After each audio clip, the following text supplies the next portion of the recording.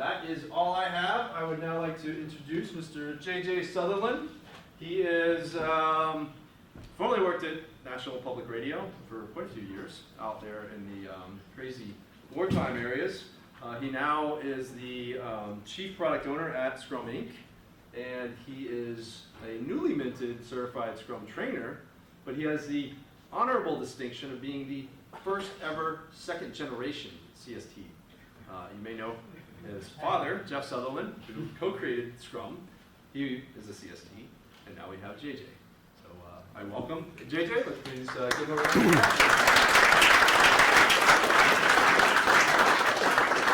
applause. All right, yeah, I did that. Thanks, Brian, and thanks, Adam, as well. We do a lot of stuff with the Beck Group, and we're always very happy to do so. So tonight, I apologize in advance. This is a topic that I've been thinking about a lot. I'm writing a book on Agile leadership, and this is the first time I've put my sort of thoughts together in public. So it's the first iteration. I apologize ahead of time. And I apologize to that side of the room because I've been told to stay in this box. But so I thought I'd start out with, this is a video that the first Scrum team played every day before their daily stand-up.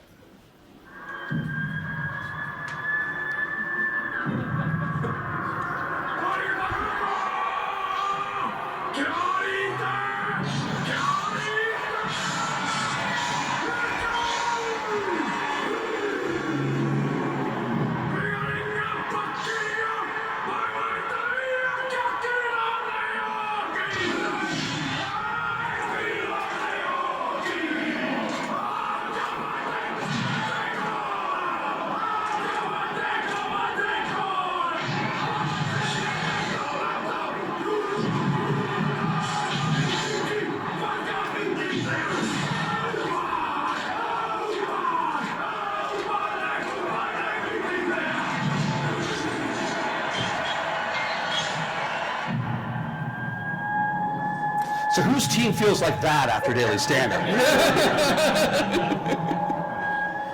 But the point of that video and what they're trying to do was to really come together as a team, show that link arms, celebrate everyone's victory, have focus. But what I've been struggling with over the past, year or two is that I've worked with a lot of teams. And actually getting a team to do really good Scrum is not that hard. We can do it fairly quickly. But I've struggled with when you get to a larger organization. How does that happen? I see a lot of sort of where there's all this energy at the ground level among the engineering or among marketing or journalists or whatever group I'm working with. There's a huge amount, and then they sort of run up against a barrier. And that barrier is leadership. The barrier is their organization. So I've been trying to think about why that is. First of all, this is sort of more of a diagnosis, and also what can be done. And so I want to take you back a few years to 2006, when I was in Iraq most of that time. I spent about half my time between 2004 and 2011. I was about half my time in Iraq, half my time in the United States covering the Pentagon. So there were more than 100 attacks each day on American forces in Iraq in 2006, 2007. And so Baghdad, where I was a very loud place with car bombs going off dozens of times a day. And so I came back from one of those trips, and my editor asked me, I was sort of explaining this, like you see all this wreckage on the roads and all this kind of stuff, and my editor said, well, what happens to it? I mean, that's a lot of stuff getting blown up every day. Like, where does it end up? And I said, I have no idea. That's a good question. So I found out. It ends up in Texarkana, Texas, at the Red River Army Depot. And if you've ever been to East Texas, there's a lot of space in East Texas. There's a lot of nothing. And so there's like acres and acres and acres of blown up Humvees and trucks, and just like go as far as, like this picture is the only one I could really find. It was any good because my pictures are horrible. But they just go on forever. And the military at that point was spending $17 billion a year, just the Army actually, just the US Army, $17 billion a year in repairs. And that's a lot of money. But so I went there, and what had happened at Texarkana, at the Red River Army Depot, was in the early 2000s, right after the war started, they weren't doing so well. And the Base Realignment Commission said, we're going to shut you down. We're going to completely shut you down, which So on this base, there's only one uniform, the colonel who's in charge of it. Everyone else is a civilian working with management and workforce. And so what happened is this colonel, which a colleague of mine just interviewed a couple weeks ago. I'd been there and visited this, told the story to him, and he said, well, I'm going to track this guy down. And so what this colonel did is he went to Ford and GM and Toyota and said, well, how do you guys run your manufacturing facilities? And because we're doing 3 a day and we're going to get shut down. And in Texarkana, Texas, this is hundreds of jobs. And it would have, it's like one of those, would put in the factory closing in the local town, would have had a devastating impact on the local economy. And they said, so they did is they implemented a lean manufacturing plant, which if you've never been to one, call up somebody, beg for a tour, because they are really cool. So you're in there, and all of a sudden, like, doors are flying through the air and robotic arms, and the people turn, the right tool is right there just in time to bolt onto the car. And so they went from 3 a week to 40 every day. And so when the general came along, he was doing the final assessment to close them down. He's like, this is the general from the Pentagon, from Logistics Command, I'm going to come out and shut you guys down. This is the final meeting. And he saw this, and he says, there's no way we're shutting you down. Because what they'd done was amazing to me. Is they were disassembling each Humvee into its constituent parts, every nut and bolt, and then rebuilding them from scratch. And so they had a tack time of 16 minutes. So every 16 minutes, another Humvee rolled off the line. It's really remarkable. But talking to that colonel and sort of saying, well, how did that work? Because that's a big shift in culture, in how you do things and what you do. And what the colonel, who's retired now, the colonel said is we had to just teach everybody not to be afraid. And at every level of the organization, because it's a union shop, they paired, every management level, they paired a manager with a union member to say, you guys are co-equal here and how we're going to organize ourselves. Because we're completely reorganizing how everyone works and has worked for 20, 25 years. And he said what it took was, he said it was not overnight, but it took this conscious effort to reshape the organization by what people's roles actually were at the management layer. It wasn't just setting up a lean manufacturing cell down on the floor. It was changing how the management worked and how the management saw itself that worked. And what impressed me was that the system changed, but the people didn't. This is the same people who were doing 3 a week went to 40 a day. The exact same people. And this is when I called my father. I was covering wars then. I wasn't involved in Scrum or Lean or any of the process improvement. And I said, I think you might be onto something. And they were so proud that they put these stickers in every single Humvee that came off the line. So we built it as if our lives depend on it. Theirs do. And they manned a 24-hour call center. Volunteers did. So any soldier in the world could call up and they'd get answered by someone who had built their Humvee to how to fix it. So that impressed me. And I said, that is different. That is really different. But I'm not sure if anyone knows where the word Agile actually comes from. So Agile comes from this book, Agile Competitors in Virtual Organizations, that a guy named Mike Beadle took to Snowbird, Utah, when the Agile Manifesto was written back in 2001. And apparently they spent the first day arguing, all 17 people there, over what they're going to call it. And finally, at the end of the first day, before they wrote the manifesto on the second day, and then the first day they said, okay, we'll call it Agile.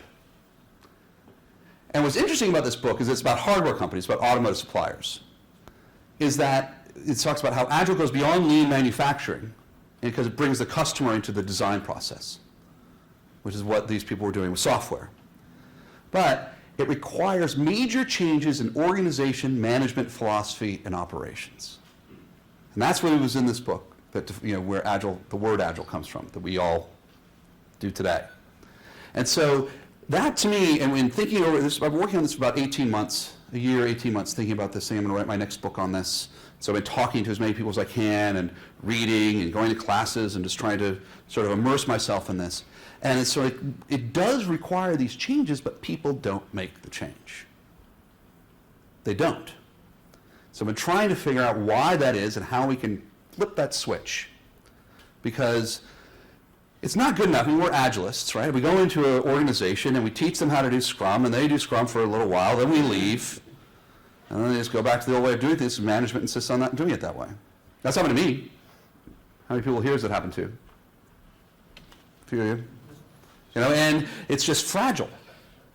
So I thought, managers need training to lead these agile teams. And so I wanted to just give one other example from Iraq. Sorry, I was there a long time. But it's sort of on this leadership in action and how I think this works is that in 2006, 2007, the same time frame, this is U.S. deaths every year. And you have to remember 2006, 2007, we were losing the war. It was a very real possibility. I was talking to the military. I was there. People were like, we might lose this thing. And the president put General Petraeus and General McChrystal. General Petraeus was overall command. McChrystal was the Special Forces commander in charge over there because it was just falling apart. I mean, hundreds of people were dying. And so this is how the structure worked over there. And I just found this fascinating. And this is something that John McChrystal talks a lot about in his book, Team of Teams. So this is sort of, they have the White House, the Pentagon, MFI Iraq, but every intelligence agency, and I didn't even really know this, there are like 19 different intelligence agencies. Because, you're not a cool department unless you have an intelligence agency, right? You're not really like, so, I think DOE, Department of Energy, okay, atomics, like, okay, maybe.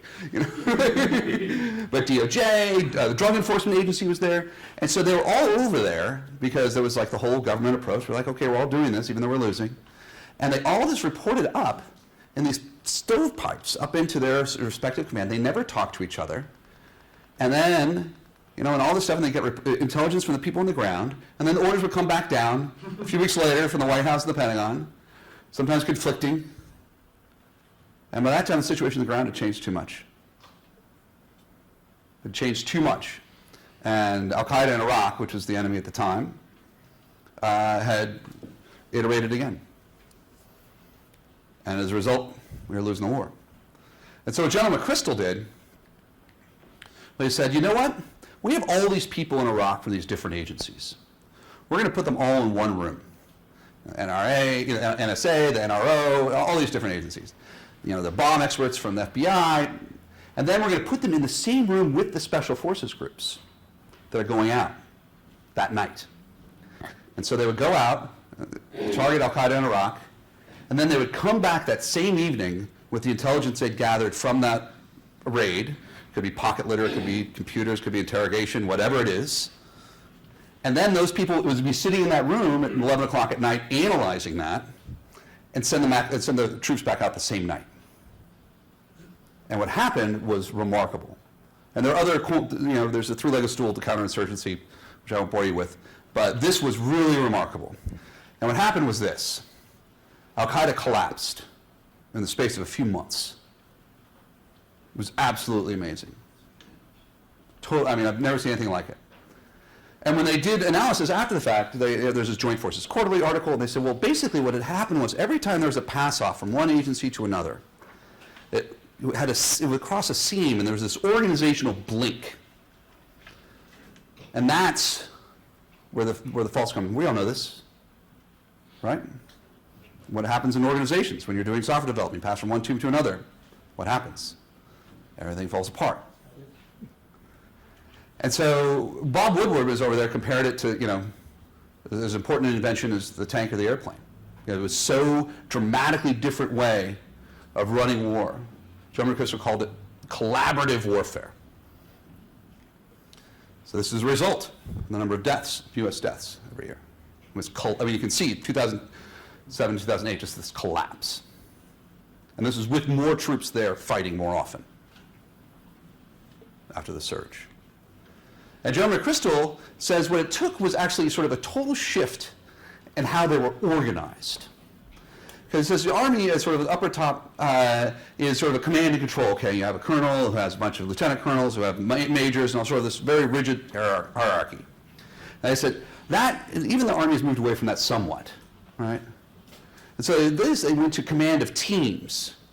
So they'd have these very, functional, very, you talk to go to the Special Forces A teams. These are, very, very good teams, incredibly good at what they do. And they said, but that wasn't good enough. What they had to do was go to teams of teams. Oh, sorry.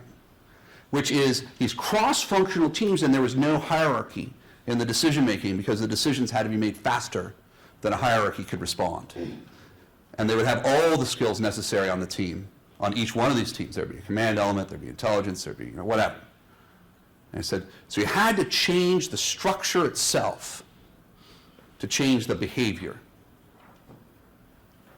Of course, I don't know what happened there, is that they were immediately disbanded in like 2010, 2011, because one agency, which I don't know which one, said information sharing had gone too far. So they had something that won them the war, but it threatened their organization back in Washington too much to allow it to continue, no matter how many lives it saved. It's too much of a threat. So I'm thinking, like, even there, I mean, this is a pretty dramatic impact. So what happened? Why? Because I'm just as much as that system showed that the same people could do the same job in Red River, Arkansas, could do a different job and do it better and faster. There are very few evil people in the world. There are a few. I've met a few. But basically, people are controlled by the systems they are within.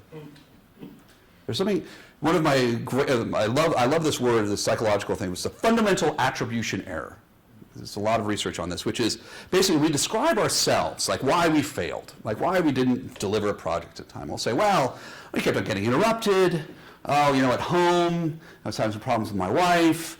So I wasn't really concentrating, wasn't sleeping well. Oh, we didn't have enough resources, all this other kind of stuff. But we saved someone else, like Diego over here. Diego, he's just not that good a scrum master. He's always late. He's kind of lazy. I think he could do. And so what it is when we talk about ourselves, we see ourselves as part of a system. But when we talk about others, we talk about themselves as internal characteristics, which is a fundamental error. But that's how we think. And so that's one of the reasons it's hard for organizations to change. Because the people in charge don't see the people that they're trying to manage or supervise as parts of a system. They see them as individuals who are deeply flawed. And if you have to change the system to change the behavior. So I also misspelled this person's name on my slide, as I said, first time. So Otto Scharmer, not Scharfer, is a professor at the MIT Sloan School. And he has a bunch of courses. He has a MOOC online, which is great. I recommend it to everybody. But he talks about how in rapid change, in an environment that's changing rapidly, like a technology environment or a war environment, got politics nowadays. I mean, whatever. The world is changing at a more and more rapid pace. Everyone is driven by fear. Because what they were taught was success and how to be successful is wrong, is not working. And so what do people do when they're afraid? They download habitual ways of thinking. It's like the old joke, no one got fired for buying IBM. Right? It worked before, I'm going to try it again. Even in the face of contradictory evidence, people's fear will force them to defend their outmoded positions. And unless we sort of open our minds, hearts, and wills, that fear will control what we do. Fear is a very primal emotion. It actually exists in your brain, a little part of your brain is about the size of a walnut called the amygdala. I did a lot of research on this back when I was coming back from Iraq with PTSD and all this other kind of stuff. It was like, why does PTSD work, all this other kind of stuff. But basically, the amygdala can tell your conscious brain how, not just what to think, literally how and what your brain is capable of thinking about. But your cortex cannot communicate with the amygdala. It's a one-way street. That's why it's so hard to fix PTSD. Because consciously, you're safe, you're in a safe environment. But your amygdala is saying, no, you're afraid, be afraid. So that's what happens.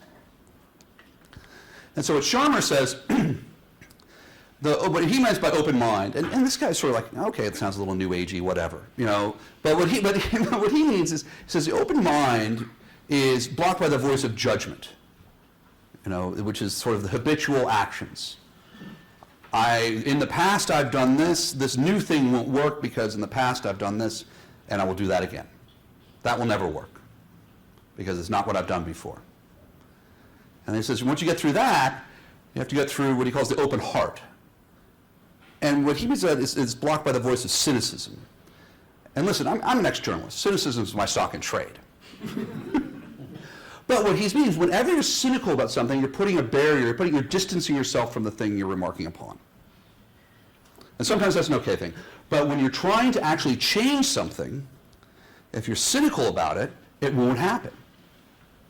Not because your cynicism is right because you're cynical. It's one of these tautologies, I know, but it's if you really want to embrace it and move through it and get to the root of your fear, you have to move, because what he calls the open wills, which is where the root of what he thinks is innovation, is blocked by the voice of fear. What if I fail? What will my father think about me if I fail? What will my children think about me if I fail? Because failure really goes to the root of all fears, which is the fear of death.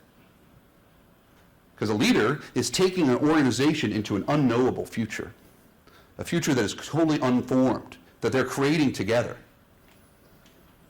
That takes bravery. And it's very easy to rely on old things rather than say, I'm going to learn by doing. I'm going to learn by molding this future in reaction to the future itself, a place that does not exist. What if I fail? But if the leaders are stuck there, if you're stuck there, you can't sort of move through the doorway into the undiscovered country.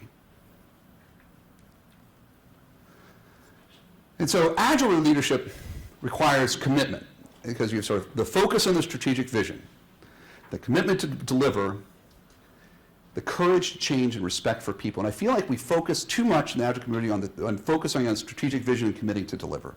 Like really good agile teams are delivering multiple times a sprint, right? They're continuous delivery, DevOps, the whole thing. But we don't talk enough about what that means to actually do change, which is respect for people and have the courage to change. Just delivery is not enough. That's doing agile. It's not being agile. And there's nothing worse. I'm blanking, is it Demings or Drucker, one of those guys, said, there's nothing more useless, more fallow than delivering excellently things that don't matter. Like that is the worst thing ever.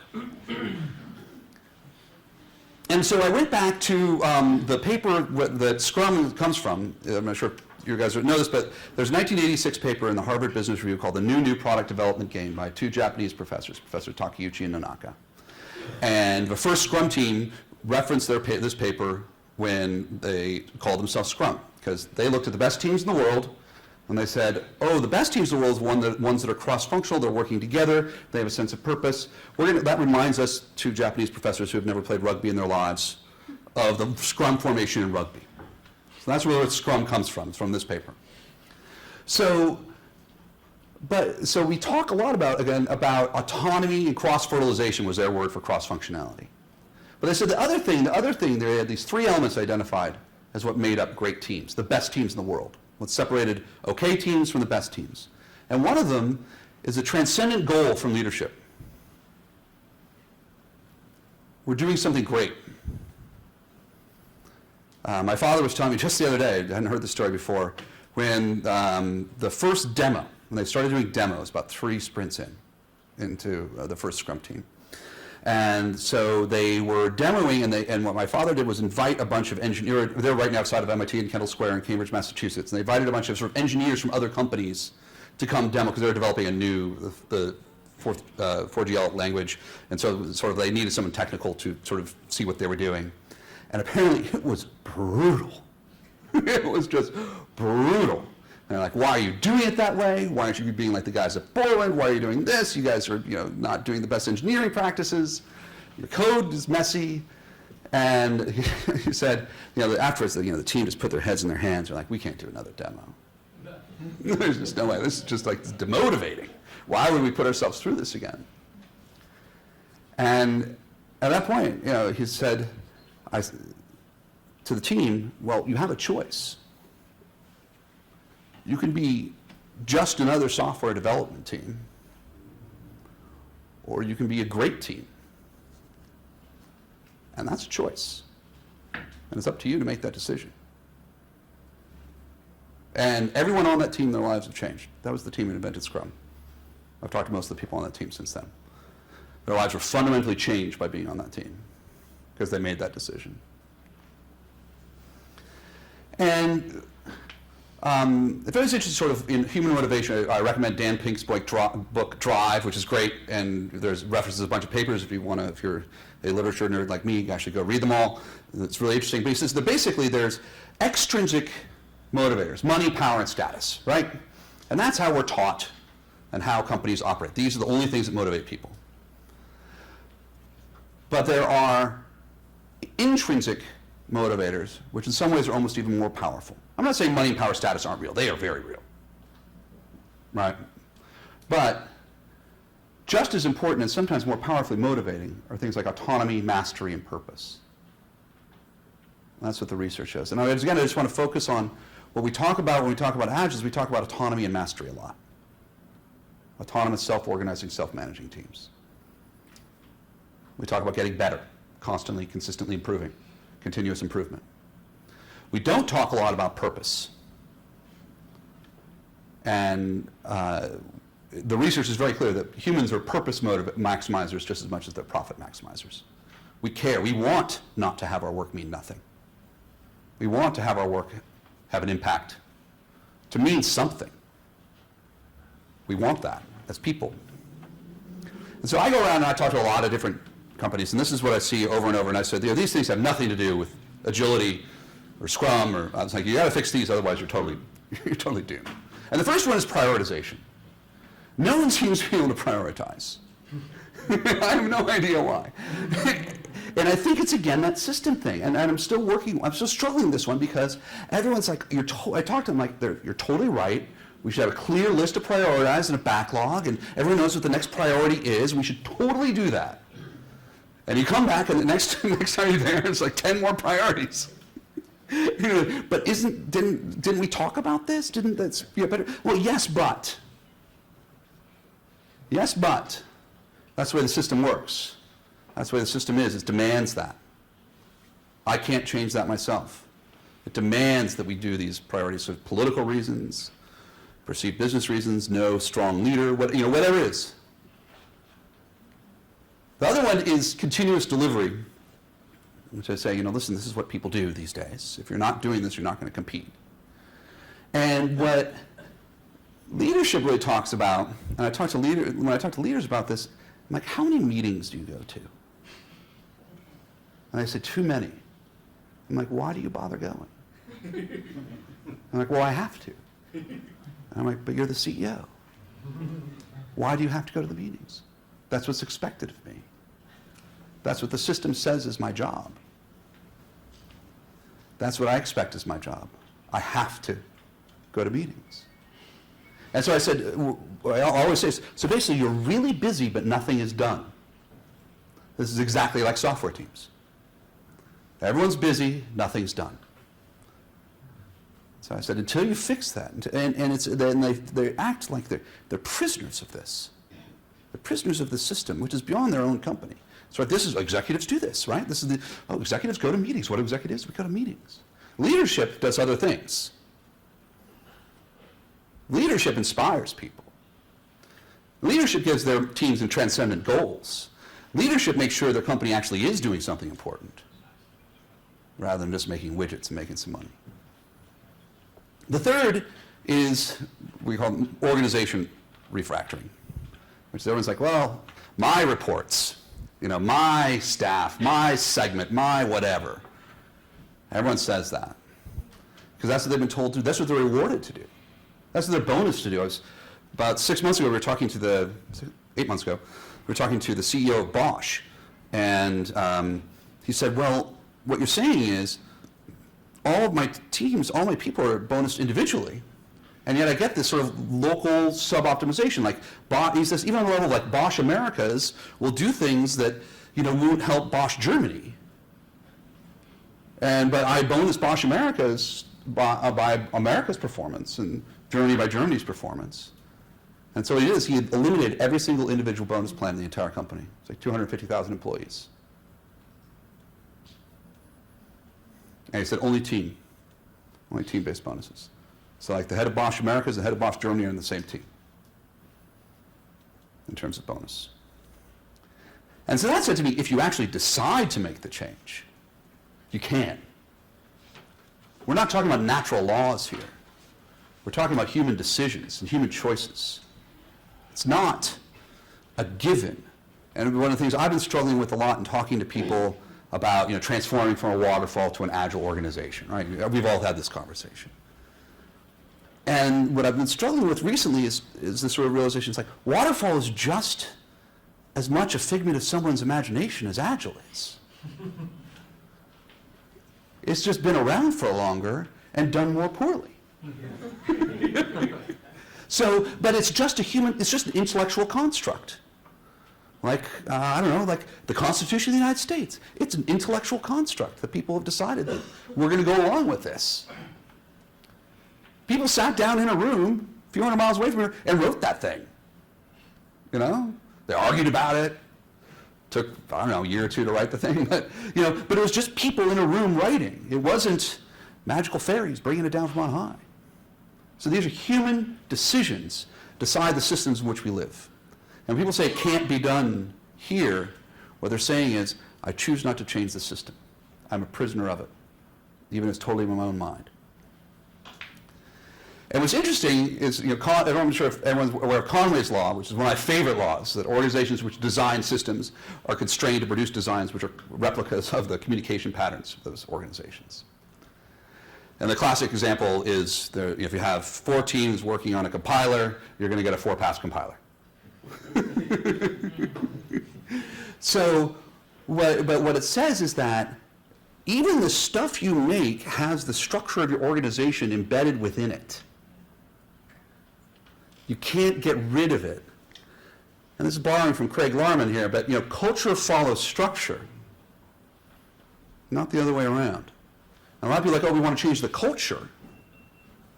And it's far more effective to change the structure first and let the culture emerge. Because we can sit around for days and talk about our ideas of what the perfect culture would be. And we're all going to have, we can have innovation culture workshops from here to eternity. But until we actually do it, because that's the agile way of doing it, it's learning by doing, it will work. And will we get it wrong? Absolutely. That's what agile is, right? It's just getting it wrong cheap rather than expensive. Make it easy to change. It's not like you go from one thing to another completely and you'll never change again. No, that's not agile. That's not what Scrum is. Agile is making it easy to change. Reducing the cost of change is the root of what agile and lean are.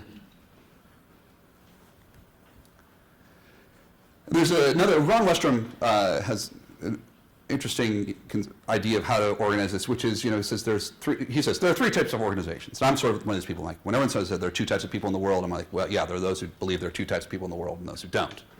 But,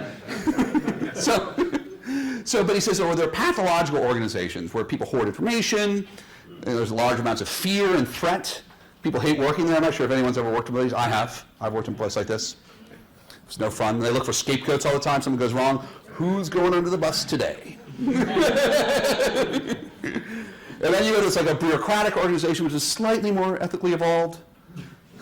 Slightly. But everyone protects their turf. And they insist on rules. They're very hard and fast rules. And they seek justice. And listen, I have a 3-year-old. And it was a very clear definition of justice. And it's a natural human thing to do. I want...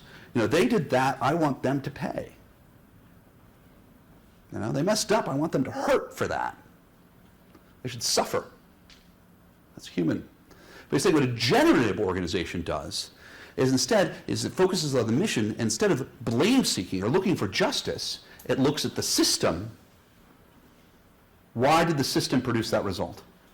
Not why did the individual mess up. Why did the system produce that result? And that's really important. And so as you can see, I'm looking at this from a bunch of different lenses, and everyone's coming up with the same answer. And so if you go back to Edwards Deming, whose work is how the Toyota production system came about, he was employed by MacArthur after World War II when they had the occupation of Japan, and he trained the founder of Toyota, Sony, Honda, all those people, and all this kind of stuff. So this is where it all comes from. So he had a book in the 80s called Out of the Crisis. And he had like 14 points in that book, so I'm just going to do a couple of them. And he says, eliminate management by objective. Because one of his things is, how do you build in quality? And he kept on saying, you've got to remove inspection being the way you get it. And you've got to get people to do it right the first time. and motivate them to do that. He says, eliminate management by numbers and numerical goals. Instead, replace it with leadership. Because what you want to do in an organization is have people follow you because they want to. They want to build the best thing in the world. They want to build quality in the first time. They want to, because you're leading them somewhere. And these are some of the things that are going to have to change if that happens. I mean, you're going to have to change your reporting. You've got to measure production, not hours. Your recruiting strategy. You've got to hire for teams, not for individuals. Job descriptions, incentives plans, performance appraisals, all that kind of stuff. This will require a major change in management philosophy, which is exactly what it said in the Agile book. It requires major changes, not only in philosophy, but operations, how things are run. And this is from Deming's things. Drive out fear. If your organization is run by fear, see that as a systemic failure. That means something is fundamentally wrong. And as we could see from the number of people wanting to hire people, if you're a Scrum Master, if you're working in an organization driven by fear, get a different job. Because you can't. You got a lot of opportunities out there. But because what fear does is, there's this classic quote, from Frank Herbert's Dune, which, fear is the mind killer. Fear is the little death that leads to total obliteration. I will let my fear wash over me, and I will turn my mind's eye inside and see the path of the fear. Paraphrasing it. But you have to remove the fear, because I was saying you can't make good decisions if you're afraid. You literally can't think. You literally cannot even conceive of good decisions. The decision pathways in your brain are shut down. It happens with only 4 things I've been able to think of: fear, anger, lack of sleep, and lack of food. Sex. Those are the things that make people do stupid stuff. Right? That's why you do stupid stuff, because you're actually not using your thinking mind. And and the problem we're having right now, in this moment we're having right now, in our culture, in the world, is that it's rapidly changing in ways that we cannot understand. We do not know what's going to happen. We don't. Climate change, certainly. Political change, it's just sweeping the world in various different ways. The American political system, listen, I covered American politics for 10 years, and I totally predicted this election completely wrong the whole time, every single time. And so what's happening, though, is what Sharma was talking about. When things are changing rapidly, people get afraid. But I need to remember, this quote is not Darwin. It's someone talking about Darwin. It was not the strongest species that survived, nor the most intelligent, but the most responsive to change. My daughter today was asking me about panda bears. So my teacher was telling her today in class, she's in first grade, my older daughter, that the panda bears don't have enough room. And I said, yeah, and you know what the problem is? Panda bears can only live in a very specific environment. And that environment changes, they're doomed. They're beautiful. They're beautiful animals, but they're not adaptable. And so if you're an organization that needs a specific environment to survive, you will die. That's just how it works. All right. Any questions?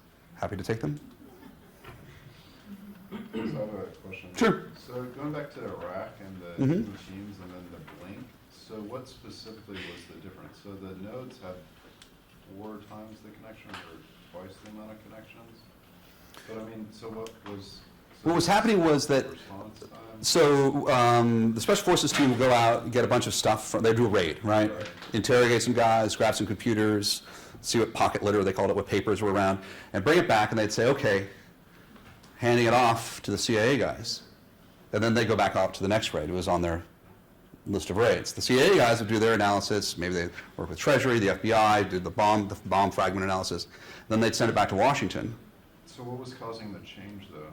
So was it relative to how Al-Qaeda was responding? Was Al-Qaeda more agile, and then because Well, we were losing, and basically there are 2 guys. There's a group of people who were involved in counterinsurgency theory, And General Petraeus wrote a new field manual at the Fort Leavenworth in Kansas during this period, sort of like he was exiled in there because the older Burke and General McChrystal from SOCOM, they sort of redid it. And the reason they were able to redo it was because we were losing the war. And we have the President of the United States calling you and saying, cooperate, or I'm really going to need to find another director of the NSA. You start cooperating. Yeah? Yeah, and I heard McChrystal speak on this a couple months ago. Uh-huh. And he attributed the success to a daily stand-up. They had a daily global stand-up of every command in the world. And they exchanged information at that frequency so that there was no lag. The maximum time lag was something like 8 hours because of the front and the back of that stand-up information chain. And so that allowed them to respond at the same speed with which Al-Qaeda was responding. So it was tempo though. Hmm? They exceeded or met the tempo of Al-Qaeda. That's right. Right. With a dramatically higher force, amount of force they could Sure. employ. Yeah. I also read a book on this, and they said that one of the key things was that the crystal removed the ORGCON classification, originator controlled classification, from the information that they gathered, the teams gathered from their raids, so that information could be distributed to more teams, and they could analyze it more quickly. Yeah. Transparency, but Yeah. all that kind of stuff. Yeah.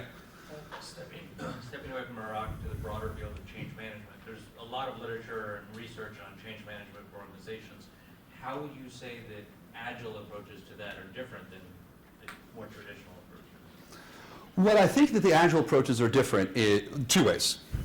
One is that the organization itself is becoming an agile teams. Like, how do you manage agile teams, which is going to require a different kind of operational tempo, a different kind of how do you get reporting, a different kind of when you have transparency into your teams, the way the agile gives you, what does that mean and how you should run your senior management team?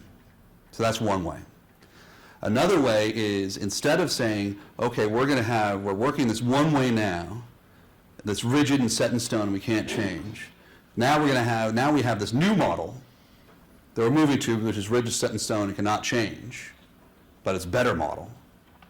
The agile idea is that you try out probably just a little bit of change at a time, and you iterate your way into a new organization, because you de-risk it. So if you change the whole organization from one way of doing things to another way of doing things, all the finances, all that kind of stuff overnight, you have huge risk. And so what the agile way is doing a little bit at a time, constantly getting feedback and iterating on it. And so I would actually bet, I don't know, there's some companies that I've worked with that have changed pretty rapidly, some that have taken longer, that you can actually move faster than if you were going from one big thing to another big thing by doing little steps along the way. Does that answer your question? Yeah. What do you think about the combination Agile and DevOps? DevOps is an engineering practice. I think it's a great idea. Absolutely. But I don't see it as I don't think it's as a separate thing from Agile. I don't think so either. Yeah. Let me ask you a question. Oh, sure. Yeah. I've read some articles recently about how to derive value from failures. And I see kind of what you're talking, or I agree with, you have to remove fear from organizations. So what do people fear? They fear failure. So do you have any thoughts or recommendations? Because I'm trying to think through ways of institutionalizing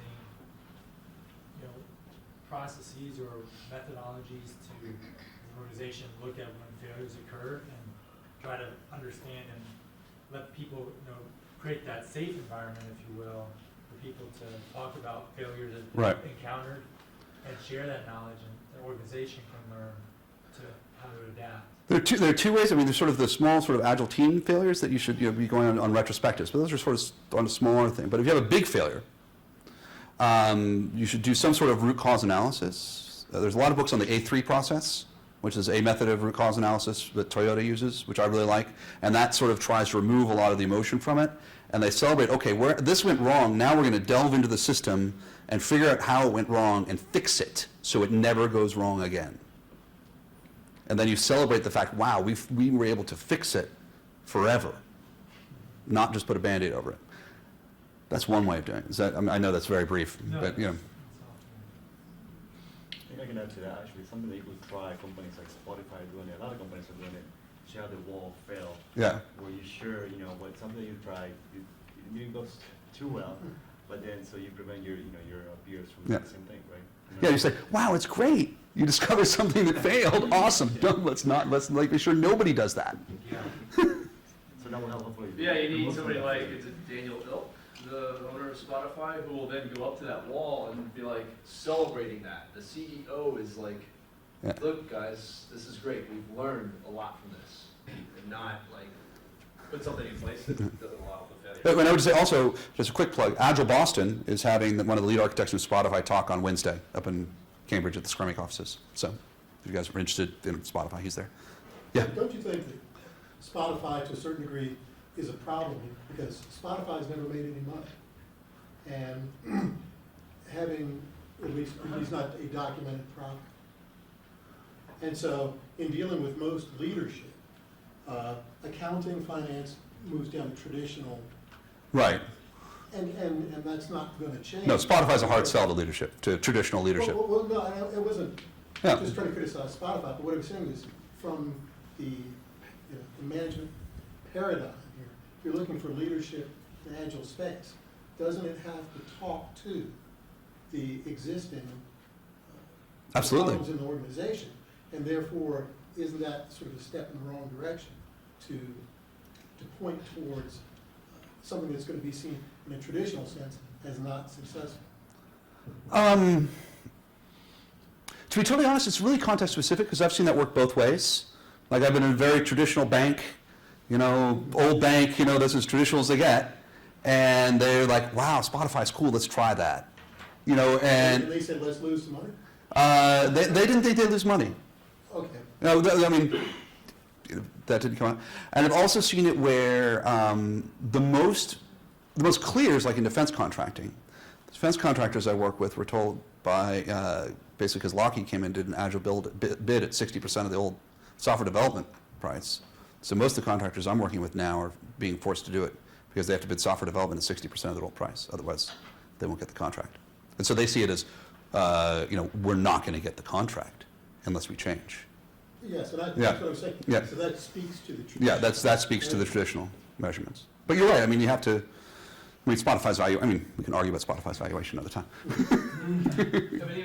think the investors are pretty pleased. Me and JJ, I think on that Spotify, I hadn't heard that they haven't made any money, but they are in a very highly competitive market. Not that banking isn't also, but I think there's probably. And I think that the shareholders of Spotify are pretty pleased with how they're doing. That their valuation is pretty high. Yeah. Quick question. Which large organizations are very agile or have embraced agile? Because the problems we are running into right now are large organizations, especially the government ones, which are controlled by people who are divorced from the results. Right. And so that becomes very hard. How large are you talking about? Do they need to say, oh, there's 150,000 people, therefore you should be convinced, or Yeah, that's a good start. and that's a lot of people. I'm talking about Department of State Consular Affairs right now, which is very hard not to crack. But 150,000 would be impressive. Google's that big. Can you restate just for the folks on? Oh, sure. So the question is how do you deal with a large organization? What other large organizations are in an agile way that another large organization you're trying to convince would make sense? Google is pretty good one. They're pretty agile. Amazon. Amazon's agile. Facebook. I guarantee you they got more customers than the government. They have more people that live in the United States as customers by a factor of 3 or 4. So, and if you want, I can't, obviously, and I'm sorry to take this dodge, but the really big companies that I work with don't want me talking about them. And I sign agreements that I don't. But there are big companies that are doing it. Oh, I can talk about one, Saab Aerospace. They're building in Sweden. I think I talked about the last time I was talking here. And so they have a group of about 5,000, 10,000, that are working on the Gripen project. That's pretty big. And that's a pretty technical project. Anyway, yeah, let's take one more question. You talked a lot about fear, and I've actually seen that in the organization I'm in right now, where I think the top leadership is driving by, well, they think fear is a motivator too. So wondering, how do you, like, what's the next step? Like, how do you get people to recognize that this is, that they shouldn't be using fear to drive decisions? I mean, The research is pretty clear that if you rule by fear, the results aren't as good. There's a lot of research about what motivates people. What's the easiest? Go to Dan Pink's book and look in the bibliography. There's a huge amount of stuff that he references in there. There's also some stuff in the bibliography to my book, but I don't know if I dealt directly with fear in this way. But if you sort of dysfunctional emotional management you just don't get good stuff. I mean, it's just dollars and cents. It's not, it's not trying to be a hippie. Definitely not sustainable. Yeah, it's not sustainable. And also, like, people like you or people in this room, I mean, you're a Scrum Master. Google Scrum Master jobs on Monster. There are a lot of jobs. It's like, happiness, there's also a lot of research on that, Yeah. and how it promotes more creative thinking and better results, even in your book. Yeah, I have a whole chapter on that in my book. Whole Yeah, chapter on happiness and how that's Yeah. a leading indicator of performance. Well, thank you very much for coming on a rainy night. I appreciate it. And Brian, thanks for inviting me. And Adam, thanks for the beer. All right, so we have we got a parting gift. So they did not have Arrogant Bastard, I'm sorry. But this is an offering from Dogfish Head called Okay. 120-minute IPA. It's a very good idea. It ages well, so actually you can store it for a little while. And this is something that I can't remember who makes it. Lagunitas. Lagunitas. Good So beer. Thank you. JJ. Thank you so